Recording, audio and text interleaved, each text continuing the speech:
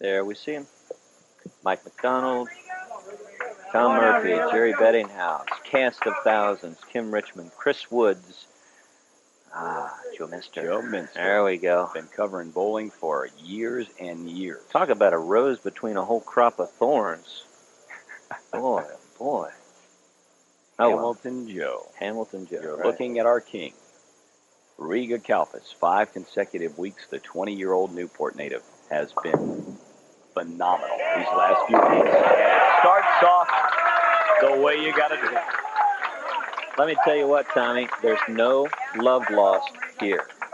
Is that right? These two play well. Riga, it's a game to Riga. You know, you go out and bowl and you knock down a lot of pins and you get a check and you go home. Yeah, a lot of checks. Ralph takes it personal. He gets into it. He's got to be pumped in order to do what he does so well. Now, it looked like you went a little wide there. Yeah, I did. And that's great that you picked that up. You know, you keep this up, you're going to be all right at this game. All right. He did go wide. Got a good teacher. In contrast to some of the other shots, like the first ball in the 10th, for example, last game that he got wide, he did not hit that ball with the authority. He stroked that ball. Ralph is not a stroker. He's a power player. Ralph Goyette, you see him, we talked about last game, he's still working on that thumb hole, little tape in there.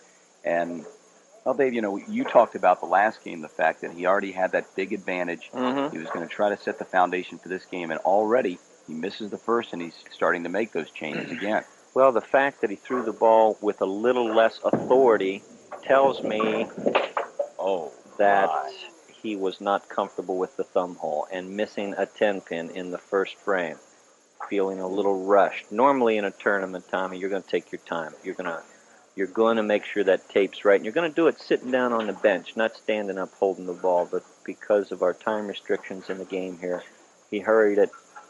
He may regret it. He may very well indeed regret it. Ralph Goyette starts off frame number 1, leaves it open. He has 9. He stepped up there and backed off a little bit. Why would he do that? Well, again, the feel. See where he positions? He's still moving his feet as he's positioning his hands. Something isn't feeling right. This is not a time to start having things go bad on you. Looking for 10. There you go. Uh-oh, wait a minute. Dave, again, we've talked about this in the past, but in case somebody's watching for the first time today, when officially can that pin fall down? Until be counted? Until the machine. That's a great question, Tommy. Are you being coached during? This is fantastic. By Jesse Jackson. Yes. No wonder. Well, the pin can legally fall and be counted until the sweep or the positioning device itself physically touches the pin. So if it were to touch and then fall over, it obviously would not count. Would not count. That's right. And we have to watch it very closely sometimes. You watch the momentum of the pin falling down. If the momentum changes as the sweep's coming down, then obviously it was hit. Mm-hmm. If not, then it's counted as a spare. Ralph Goyette knows that he should not have opened up against this man, Riga Kalfas, who has been destroying bowlers for the last 6 weeks. Here in the second frame, lane number 12 from Gilmore Lanes in Fairfield, looking for 2 in a row. And he's got it. And you talked about no love lost. That's the most emotion I have seen Riga in 6 consecutive weeks. You called it, Tommy. Watch the reaction here. Riga Kalfas, generally mild-mannered news. No, that's a different story. Anyway, 1-2 pocket filled up. Now, he says, Ralph, how about a little bit of your own medicine? There you go. Sometimes that can backfire on you, Tommy. Yeah. You've seen it in other sports. You know, your opponent, if you just let them alone and you beat them kind of quietly, but if you jump in their face. Right. Well, that's not Riga's style.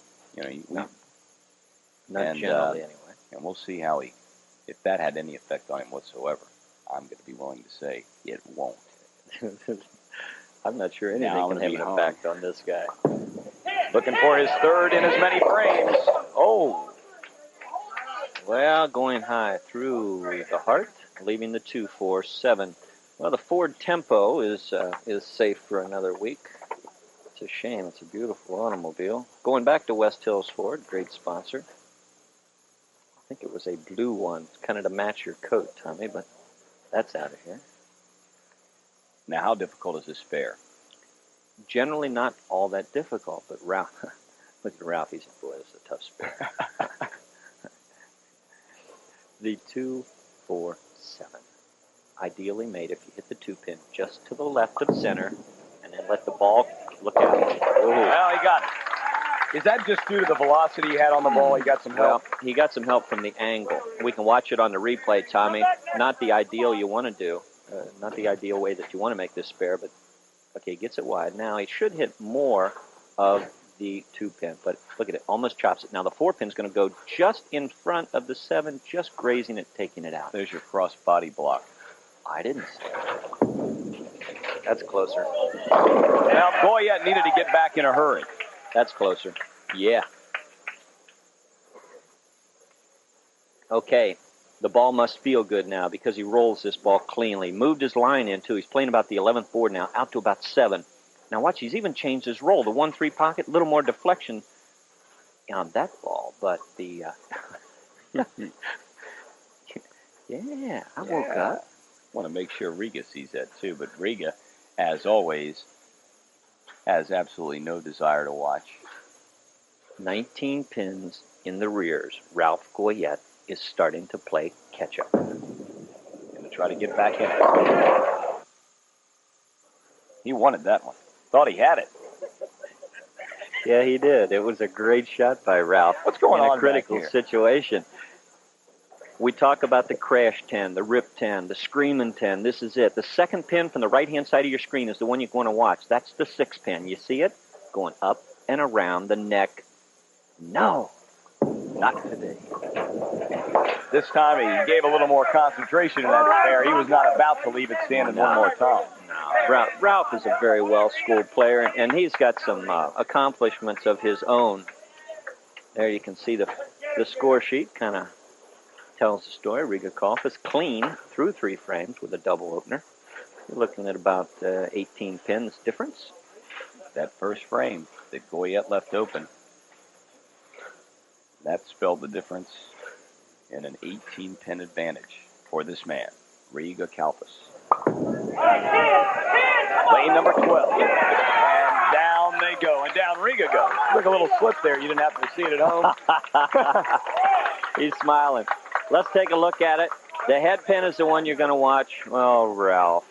Look at this. He's a little sorry about this. Head pin, center of your screen, is going to go to the right. There. It comes off the wall, into the 4. I'm sorry, into the 6, and then into the 10. Ralph Goyette. Didn't move. Did not move. Well, there's not a lot you can do, you know. Not much you can do at all. You see there to the left, that's Jerry Bettinghouse, the gentleman with the red tie, president of the BPA.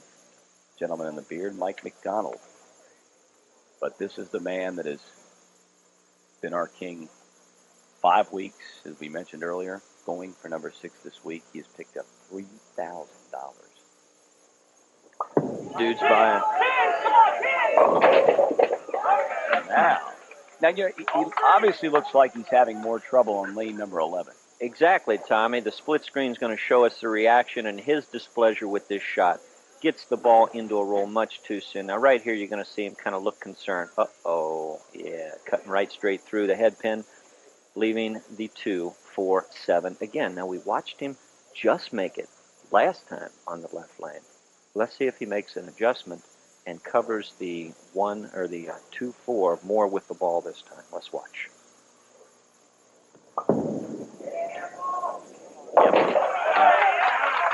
He did not want to take the chance of chopping that spare against Ralph, because Ralph's lined up now. Riga Kalfas, there you take a look at the scoreboard. He is in command right now. There you see it. It is still 8 or 19 pins, 18 pins, whatever, give or take a pin or 2. What the heck? Ralph has got to start striking here in frame number 5, and he's not going to get it. No, not the 260 shooter we saw last game. Why could that happen? Well, again, the feel with the ball, Tommy, is unbelievably critical. Now, I'm not making excuses for Ralph Goyette on any means. You're looking at the 2-pin.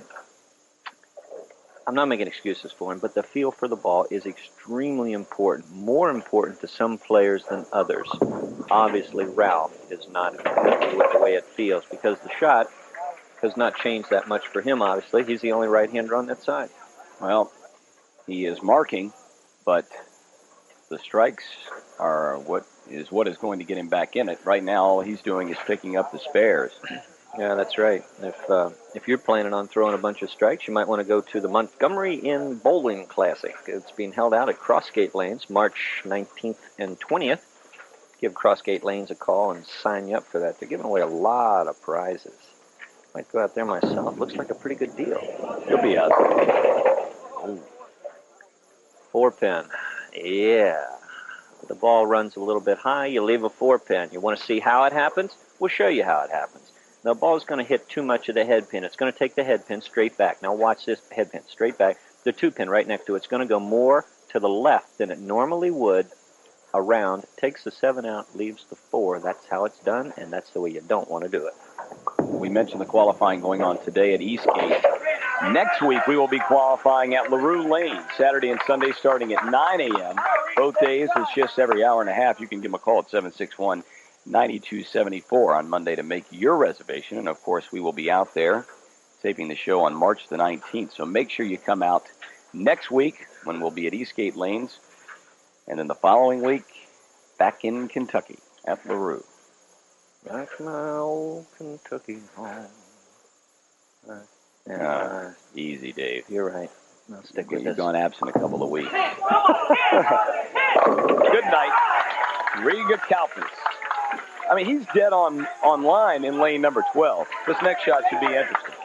This replay is going to show us how much at ease he really is with lane 12 here at Gilmore. Perfect 1-2 pocket. Now watch the ball continue through. No deflection here. No way. 5 pins next. There you go. There's the 8-pin out of here. Riga Kalfas, left lane. If he finds lane 11 on this shot, Ralph could be history. If he does not, I predict Ralph will get pumped up and take it off the sheet. Well, then Ralph's in a whole lot of hurry, a whole lot of trouble, because your predictions the last couple of weeks. Boy, I hate to bring it back up, Dave, but my lotto numbers aren't hitting either.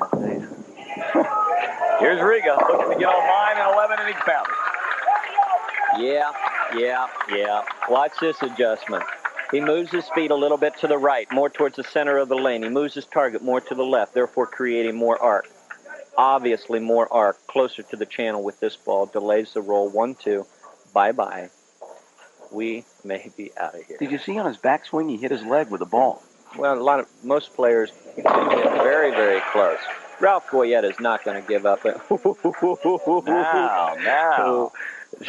Again, Ralph's not going to win any nice guy awards on the lanes, that's for sure. He is a competitor. He wants to play, and he will utilize any tool that he feels can help him. A little psych in this game, a little more in Ralph cases than others. Riga, I'm sure he heard that very loud clap, but his head is straight down as not a care in the world.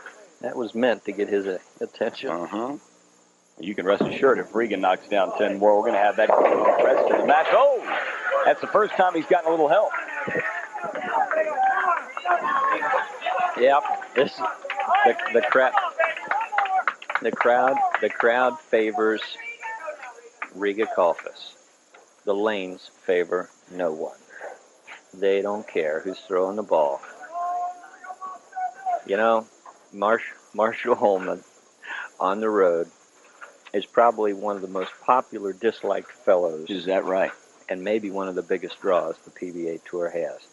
It's because of his antics and his emotion. Well, let's see if Riga knocks down 10 in the pit, what kind of emotion we're going to get out of him. The crowd's behind him. Wow. The lane that we wouldn't think that he would lose, he goes straight through the heart, leaving the 2, 4, 7, 8. Now, we've seen him make the 2, 4, 7. The kicker now, the 8-pin. There you see it, the back row. Still moving a little bit. Now, that's a 4-pin kind of doing a little tango there. Now it's calmed down. You have to hit the 2-pin full, like he did on the first time he shot the 2, 4, 7, and carry through to make the 8. If the ball deflects, it can leave the 8-pin. Big ball for Riga Kalfas. He cannot afford to have an open frame. He looks on the money. Look out. Oh. What do you go, a little right? The other, well, He went too far, too much of the 2-pin. He took the 2-pin straight back, hits into the 8, and the 8 then goes over and takes out the 7. So where is our match now with Riga's first open frame? Let's take a look at the first ball. He's going to go through, right through the head pin. He leaves it. Now we're going to watch how he chops it. The 2-pin is the one to the far right and front in your screen. Now watch it go straight back. It's going to deflect off the 8, and the belly of it hits the 7-pin for the chop, leaving the 4-pin. Don't go away yet. A big frame for Riga Kalfas. We are in the 9th. The building frame for the 10th. And he comes right back on lane number 11, the lane which he had his problems with early in the match. Let me set this up for you, Tommy. This game is not over. Ralph Goyette with a double working in the 7th and 8th frame. Should he strike in the 9th, gives him 137. The double then gives him 160-something. The advantage goes to Ralph Goyette, and if he takes it off the sheet, he will win. It's high. A terrible shot. Not the time to miss that one. Over anxious. His feet got very quick that time. Right there, he pulls up off the shot early, and then it goes into a roll much too soon.